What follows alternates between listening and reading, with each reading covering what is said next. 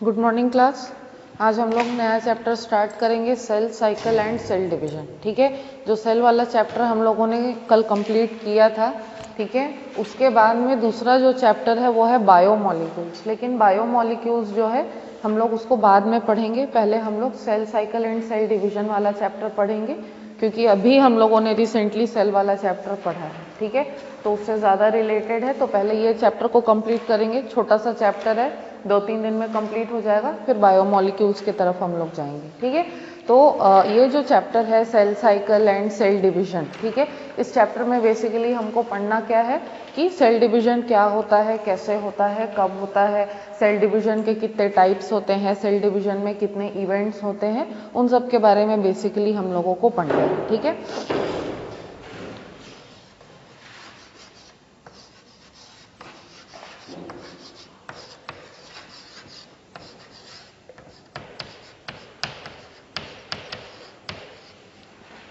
ठीक। अब पिछले क्लास में जो हम लोगों ने सेल थ्योरी पढ़ी थी, सेल थ्योरी याद है? सेल थ्योरी पढ़े थे हम लोग, फर्स्ट क्लास में पढ़े थे। आई डोंट नो तुम लोग कितने लोग आए थे, याद नहीं है मुझे।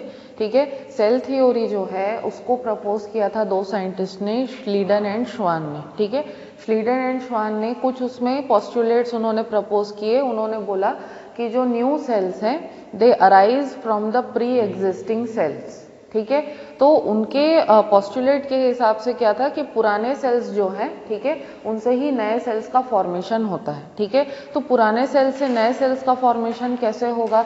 जब पुराने सेल्स जो हैं उनका प्रॉपर ग्रोथ हो जाए, कंप्लीट ग्रोथ हो जाए। कंप्लीट ग्रोथ होने के बाद में जब उनका एक मैक्सिमम साइज अटेन हो जाता है, एक मैक्सिमम साइज उनको मिल जाता है, उसके बाद ये जो सेल्स होते हैं ये अपने आप को खुद से क्या करते हैं, डिवाइड करते हैं, डिवाइड करके दो डॉटर सेल्स में कन्वर्ट करते हैं। ठीक है, तो इसी तरीके से पुराने सेल से नए सेल्स का फॉर्मेशन होता है, और बेसिकली इसी प्रोसेस को हम लोग क्या कहते हैं, सेल डिवीजन कहते हैं। ठीक है, तो इस तरीके से बेसिकली धीरे धीरे सेल के बारे में जब नॉलेज बढ़ रहा था, डिफरेंट साइंटिस्ट थे, उन्होंने सेल डिवीजन का जो बेसिक प्रिंसिपल है, ठीक है, उसको स्टडी करने के लिए वो लोग अलग अलग एक्सपेरिमेंट्स वगैरह कर रहे थे।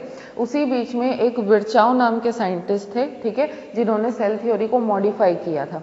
विर्चाओ ने यही बोला कि जो पुराने सेल्स है उनसे ही नए सेल्स का फॉर्मेशन होता है। ठीक है, अब ये पोस्टुलेट तो दे दिया, ठीक है, ये पोस्टुलेट देने के बाद में इस पोस्टुलेट को प्रूव करना जरूरी था, तो और भी दूसरे जो साइंटिस्ट थे उन्होंने भी अपना अपना वर्क किया।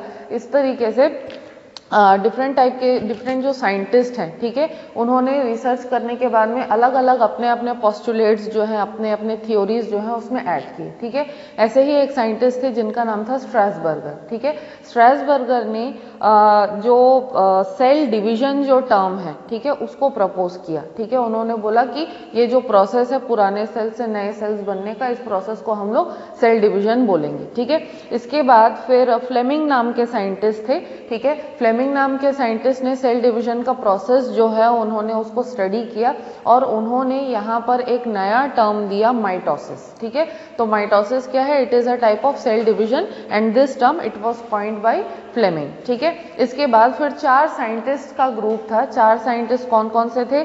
स्ट्रैसबर्गर, van Beneden, Sutton and Winiwarter. ठीक है, 4 साइंटिस्ट थे। ये चारों साइंटिस्ट ने मिलकर के एक दूसरे टाइप का सेल डिवीजन जो कि स्पेसिफिकली रिप्रोडक्टिव ऑर्गन्स में होता है, ठीक है, रिप्रोडक्टिव ऑर्गन्स में होने वाला जो सेल डिवीजन है उसकी स्टडी की है 4 साइंटिस्ट ने, और उनमें उस सेल्स के अंदर जो सेल डिवीजन हो रहा था रिप्रोडक्टिव ऑर्गन्स के सेल्स में, तो उनको थोड़ा सा वेरिएशन देखने के लिए मिला।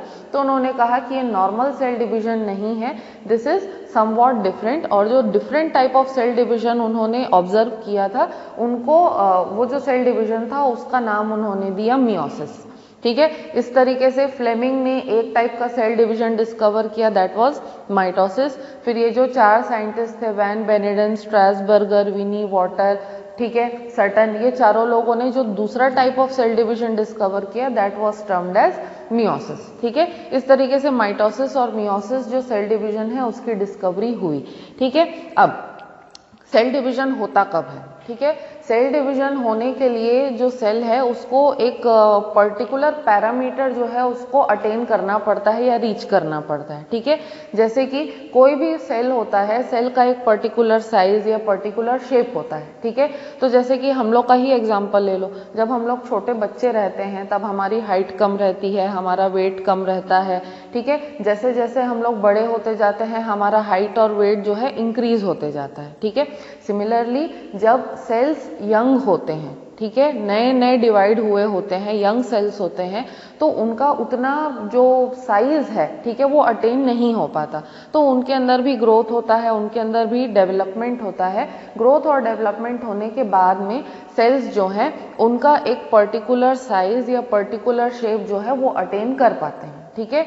तो जब सेल्स फुल्ली मैच्योर हो जाते हैं, उनका एक पर्टिकुलर साइज अटेन हो जाता है, एक पर्टिकुलर साइटोप्लाज्मिक कंटेंट्स का रेशियो अटेन हो जाता है, उसके बाद क्या होते हैं कि सेल्स अपने आप डिवाइड करना स्टार्ट कर देते हैं, ठीक है। यहाँ पे एक टर्म मैं इंट्रोड्यूस करूंगी जिसको कि हम लोग कहते हैं कर्ण प्लाज्मा रेशियो, ठीक है। कर्ण प्लाज्मा रेशियो क्या होता है? Karyoplasm ratio is the ratio of the size of the nucleus and the amount of the cytoplasm that is present within the cell, ठीक है। तो सेल के अंदर में न्यूक्लियस का जो साइज है या उसके अंदर जितना भी डीएनए या प्रोटीन प्रेजेंट है, ठीक है, उसका और साइटोप्लाज्म का जो वॉल्यूम है उसका जो रेशियो होता है, ठीक है, that ratio is known as the karyoplasm ratio, ठीक है। कोई भी सेल जो है वो हमेशा कर्ण प्लाज्मा रेशियो को मेंटेन करने की कोशिश करता है और मेंटेन रखता है, ठीक है।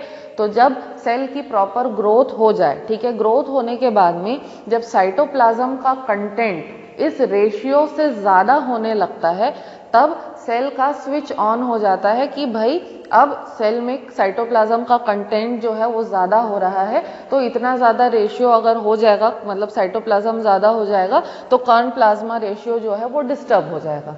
तो कर्ण प्लाज्मा रेशियो को डिस्टर्ब होने से बचाने के लिए सेल क्या करता है? ऑटोमेटिकली खुद को डिवाइड करना स्टार्ट कर देता है, ठीक है। तो कर्ण प्लाज्मा रेशियो जब तक मेंटेन्ड है तब तक सेल डिवाइड नहीं करेगा, और अगर कर्ण प्लाज्मा रेशियो डिस्टर्ब होने लगता है तो सेल जो है उसको सिग्नल मिलता है और सेल जो है ऑटोमेटिकली डिवाइड करना स्टार्ट कर देता है। सिंपल सी चीज है, अंडरस्टूड?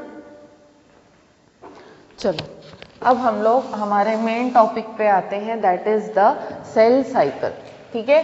सेल साइकिल क्या है? सेल साइकिल जो है it is a sequence of events, ठीक है। Cell cycle is a sequence of events जहां पर सेल जो है अपनी ग्रोथ करता है, अपना साइज इंक्रीज करता है, साइटोप्लाज्म का वॉल्यूम इंक्रीज करता है, ठीक है, नए सेल ऑर्गेनेल्स बनाता है, नया डीएनए बनाता है, ठीक है। ये सारे सीक्वेंस ऑफ इवेंट्स जो है इवेंचुअली इनका कल्मिनेशन किस में होता है? ये सारे सीक्वेंस ऑफ इवेंट्स होने के बाद में अल्टीमेटली सेल जो है क्या करता है? डिवाइड करता है, ठीक है। तो अगर हम लोग प्रॉपर डेफिनेशन दे सेल साइकिल का, तो the sequence of events by which a cell duplicates its genome and synthesizes other cell contents and eventually divides into 2 daughter cells is termed as the cell cycle, ठीक है। Book में दिया है definition cell cycle का, पढ़ो क्या दिया है। Sequence of events by which a cell duplicates its genome, हाँ, synthesizes the other constituents of the cell, and eventually divides into 2 daughter cells is termed as cell. ठीक है, एग्जैक्टली, ठीक है। तो अपने जीनोम को डुप्लीकेट करता है, ठीक है, सेल ऑर्गेनेल्स को, नए सेल ऑर्गेनेल्स को सिंथेसाइज करता है, नए प्रोटीन्स को बनाता है, एंड इवेंचुअली सेल डिवाइड करता है। तो इस पूरे सीक्वेंस ऑफ इवेंट्स को हम लोग क्या कहते हैं? सेल साइकिल कहते हैं, ठीक है। अब सेल साइकिल जो है मतलब ऑटोमेटिकली कोई भी यूकैरियोटिक सेल है, ठीक है, अगर हम लोग ह्यूमंस के केस में बात करें तो कोई भी यूकैरियोटिक सेल है, ह्यूमन सेल जो है नॉर्मली 24 घंटे में एक बार कम से कम डिवाइड कर जाता है, ठीक है। लेकिन ये टाइम जो है ये फिक्स्ड नहीं है, ठीक है। कई बार हो सकता है कि इससे कम टाइम में भी सेल जो है डिवाइड कर जाए, या हो सकता है इससे ज़्यादा टाइम भी ले डिवाइड करने के लिए।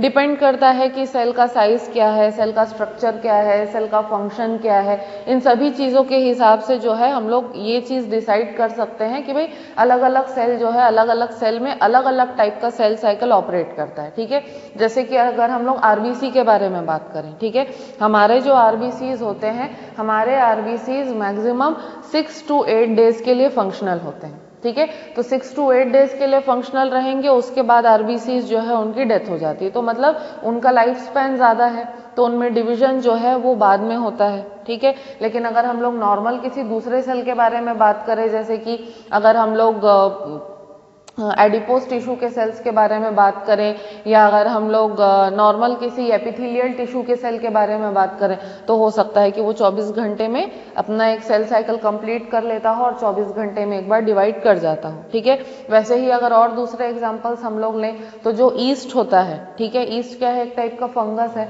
ठीक है, ईस्ट को डुप्लीकेट करने में, ईस्ट को डिवाइड करने में सिर्फ और सिर्फ 90 मिनट्स लगते हैं, तो उसका सेल साइकिल जो है बहुत छोटा है। ठीक है, 90 मिनट्स के अंदर वो डुप्लीकेट कर जाता है, सेल डिवीजन कर जाता है। तो अलग अलग ऑर्गेनिज्म में सेल साइकिल जो है, ऑर्गेनिज्म की कॉम्प्लेक्सिटी, सेल का टाइप क्या है, सेल का लोकेशन क्या है, सेल का स्ट्रक्चर या फंक्शन क्या है, इसके हिसाब से हर सेल का जो सेल साइकिल है वो अलग अलग हो सकता है। ठीक है, तो हम लोग कोई एक पर्टिकुलर टाइम नहीं बता सकते कि हाँ भाई कोई भी रैंडम सेल जो है इतने ही टाइम में कर जाएगा सेल साइकिल को कंप्लीट। हर सेल का अलग अलग सेल साइकिल होता है। ठीक है, अब सेल साइकिल जो है इसको हम लोग बेसिकली, ठीक है, 2 पार्ट्स में या 2 फेजेस में डिवाइड करते हैं। ठीक है, सबसे पहला जो फेज होता है इसको हम लोग कहते हैं इंटरफेज या फिर आई फेज, इसको हम लोग बोलते हैं। ठीक है, इंटरफेज या आई फेज। इंटरफेज या आई फेज जो है ये वो फेज है जहां पे सेल अपने आप को प्रिपेयर करता है